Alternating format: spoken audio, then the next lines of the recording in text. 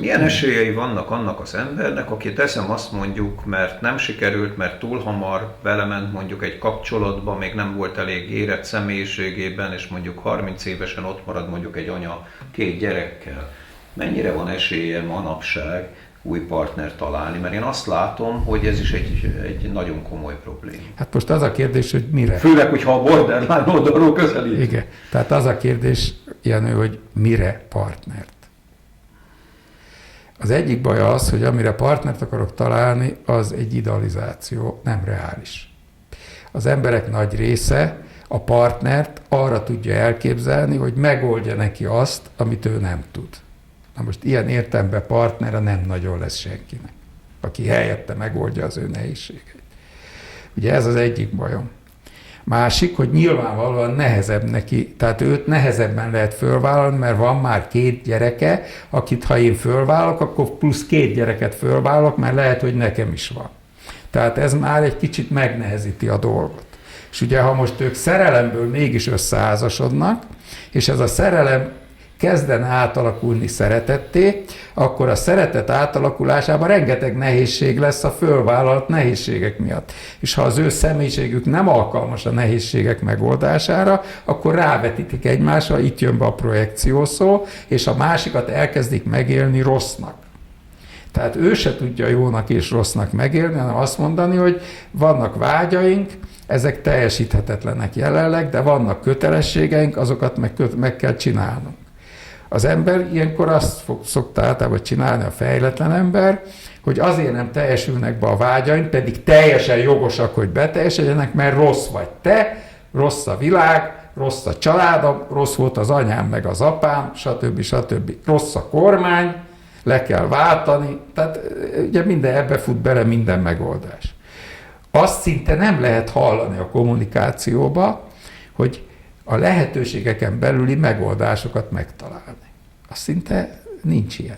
Ugye az ígérgetések is olyan irreális ígérgetések, amit az emberek bevisznek az életükbe, és egymásnak olyan dolgokat ígérnek meg, amik nem teljesíthetők. Miért? Hát mert nem ismerik önmagukat. Tehát nem mondja azt, hogy figyelj, rengeteg bajunk lesz, ha összeházasodunk. De majd megpróbáljuk valahogy megoldani. Én ennyit tudok betenni most, ennyi lehetőségem van, te hogy vagy ezzel, és elkezdnek valami reális kapcsolatot megépíteni.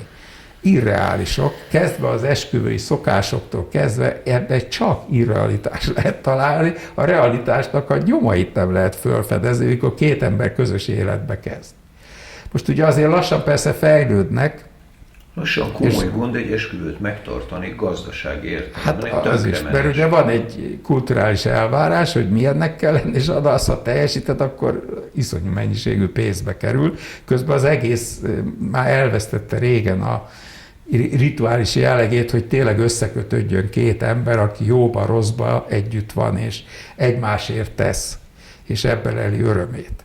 Tehát a társadalmat én nem hibáztatom elsődlegesen. A társadalom az egy következmény.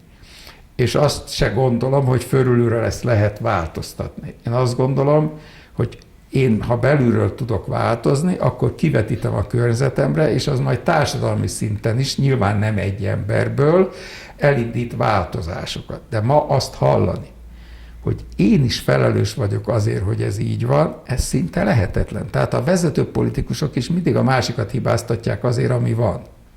Most ami van, az se reális persze a megítélése, de még azt hallani, hogy mi ezt tettük, tehát én most se hallok mást, mint annak idején a 8 év alatt ez volt. Ezek azt mondják, hogy a Fidesz tette tönkre. Az, hogy mind a kettő tönkretette, azt még elismerni politikustól nem hallottam. Én soha, lehet, nagyon keveset hallgatom őket, de képtelenek rá. Na most hát azért ők egy kiemelt helyzetben vannak, tehát ők minták.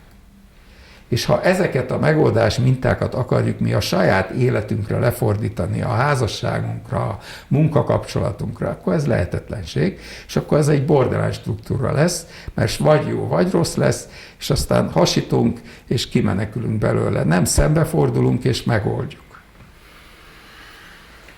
Manapság egyre nehezebben viselik el az emberek egymást. Tehát itt ez is egy nagyon komoly probléma, hogy együtt élnek, és nem az alkalmazkodás, nem a közösség kap jelentőséget, hanem hogy egy kapcsolatban én hogyan tudok érvényesülni. Hát igen, ugye a fogyasztói társadalom értékeit akarják megvalósítani, amik emberellenesek. Tehát ez a profit kergetés, ez emberellenes. Tehát ez nem az emberért van, és ezt szolgáló hatalom se az emberért van, ebből törvényszerűen következik. A létrejövő értékek hamis értékek, tehát ez mind jön innen. De csak akkor fog tudni megváltozni, hogyha a benne élő emberek megváltoznak. Egyébként meg nem.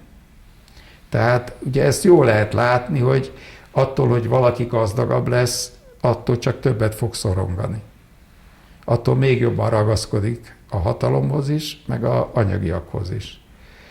Ha szegény, akkor ezt egy kicsit egyszerűbben éli meg, és elviselhetőbben, de azért annak is nagyon nehéz. Tehát itt azt kellene, hogy a fogyasztói társadalom értékei mi bennünk alakuljanak át emberi értékekké, és harmonikusabban éljük a világunkat, akkor az általunk létrehozott társadalom is változni fog, és megváltoznak a társadalmi értékek, de fölülről ezt nem lehet irányítani. Ilyen a történelem során még soha senkinek nem sikerült. Ezt világosan kell látni, hogy csak az egyénen belül van. Ennek nagyon enyhe kezdeményei azért megvannak, hogy fontosnak tartják a nevelést, most már azért ez ki van mondva, meg megpróbálják bent tartani a gyereket az iskolába, csak ugye az van elfelejtve, hogy ugyanazokkal a pedagógusokkal ez miért működne jobban. Például a pedagógus képzésben a csoportdinamikai hatások majdnem ismeretlen fogalmak, az, hogy kell egyszerre több gyerekkel dolgozni hatékonyan, ezek nincsenek megtanulódva, és nincsenek saját élményszinten megtapasztalva, mert nagyon hamisak ezek az önismereti kurzusok, amiket így most már óraszám alapján beraknak, de ilyen nevetséges óraszámokat, ezek így nem fognak működni. Tehát igazából az egyéni érdekért én felelek. Azon tudok leggyorsabban változtatni, ugye ez az önismeret, hogy saját magam értékesebb emberré váljak, és nem az automat cserélem ki, vagy a hűtőgépemet, vagy a lakásomat, hanem azok külső dolgok, amik az életemet szolgálják, és nem az életem célját adják, hanem ez magamba indul, és akkor képülnek közösségek. Ugye erre is vannak mostanában kísérletek, ilyen különféle közösségek próbálnak túljutni ezen a fogyasztói társadalmi elmebetegségen, ami pillanatnyilag zajlik, és az ottani fölnövők esetleg már szociábilisabbak lesznek, meg más értékeket tanúsítanak, ugye erre már iskolarendszerek is kezdnek épülni, tehát az ellentetje azért már mozog, de vászatlan azt állítom, hogy amíg ez egyénben nem jön létre, addig az a tanító, aki egy más rendszerbe tanít, se fog sokkal különben tanítani attól, hogy az egy másik rendszer, amíg az ő személyisége nem lesz alkalmas arra, hogy ezt tudja csinálni. Tehát ezek alapdolgok.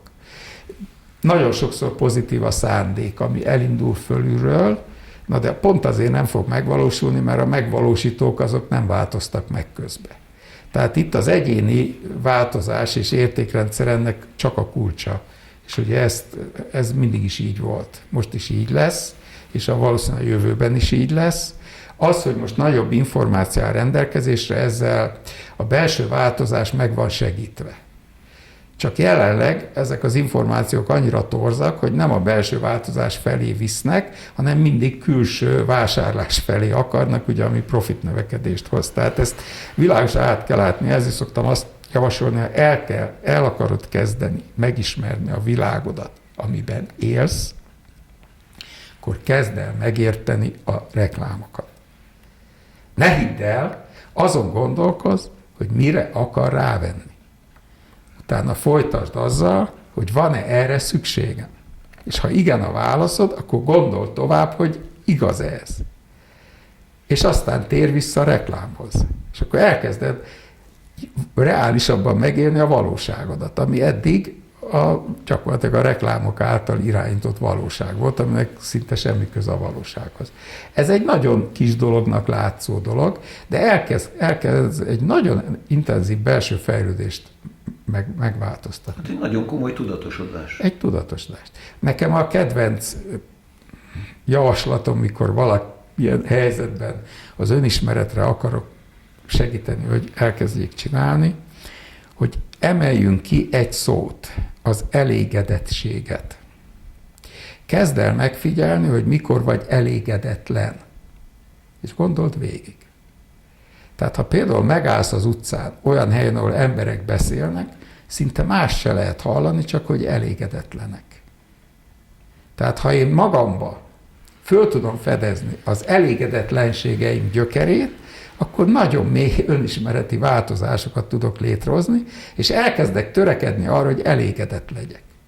Tehát egy olyan társadalomban, ahol csak elégedetlenség vesz körül, mert úgy élik meg az emberek, és ez hamis egyébként, ott elégedetlen leszel, erre vagy szocializálva. Tehát egy nagyon intenzív önismereti folyamatot kell elindítani, hogy én legyek elégedett. És az emberi kapcsolatokra ugyanígy vonatkozik. Ha én azt élem meg mindig a másikban, hogy az ő viselkedése engem hol csorbít, és az én vágyaim miért nem teljesülnek rajta keresztül, akkor előbb-utóbb ellenséget csinálok a partneremből. És ez fordítva is igaz, ő meg belőlem. Ha én ezt úgy csinálom, hogy az értékeket észreveszem benne, és elfogadom azt, hogy ő egy másik ember, és örülök, hogy kapcsolatban vagyok egy másik emberrel, és ebbe a kapcsolatba fejlődni tudok, akkor egy szeretett kapcsolatban fogok benne lenni. Ezt nagyon nehéz megcsinálni. Ez nagyon nehéz, hogy az ember a saját életét is éli, és látja, hogy ezt nem is olyan könnyű megvalósítani, de nincs más megoldás. Tehát csak ez van. Nagyon sokszor használod az eddig felvett filmjeinkben az attitűd kifejezést. Igen, hát ugye ez beállítódást jelent, és ez nem tudatos. Tehát amikor én egyet gondolok, akkor mindig egy attitűdöm fejeződik ki a gondolatba, de sose tudom az attitűdömet. Tehát úgy fejezem ki a gondolataimat a külvilágra, vagy egy másikra, vagy arra, amit éppen csinálok, hogy belevetül a tudattalanomból egy beállítódás. Ez az attitűdrendszer. Az attitűdrendszer egy hosszú folyamatban alakul ki, de mindig is nem tudatos lesz, de minden gondolatunk alapját képezi. Ez nagyon fontos, ez a kognitív működésnek az alapja, és a kognitív terápiának is az alapja. Hogyha én szeretném megváltoztatni a gondolataimat, akkor először a megváltoztatásra szükséges gondolatokat kell összegyűjtenem. Ezt rendszerint úgy gyűjtjük össze, hogy a negatív érzelmi állapothoz tartozó gondolatokat gyűjtjük össze. Ugye ezek a negatív automatikus gondolatok, NAG-nak szoktuk szakmailag mondani. Erről csinálunk egy listát, és elkezdünk a lista mögé menve fölfedezni az attitűdöket, amik addig is ott voltak, eztán is ott lesznek, csak ha fölfedezzük, akkor már nem lesznek ismeretlenek. És elkezdjük átalakítani. Most egyszeri próbálkozás semmit nem jelent. Mert ugye a sok-sok 100 000 próbálkozásból alakult ki az attitűd. Na most nem kell sok ezerszer, de nagyon tudatosan kell ezeket átalakítani. Tehát például egy teljesítmény szorongó ember abban nőtt fel gyerekkorában, hogy neki mindig tökéleteset kell teljesíteni, mert akkor lesz elfogadva. Most az lesz a gondolata, hogy nem szeretnek. A nem szeretnek mögött egy olyan attitűd van, én akkor vagyok szerethető, ha tökéletes vagyok. És ez mindig ott lesz. Tehát úgy fogja mindig saját magát, meg a kapcsolatait, a világ, meg a saját teljesítményét megélni, hogy tökéleteset kell teljesítenem ahhoz, hogy engem szerethessenek. És ez nem igaz.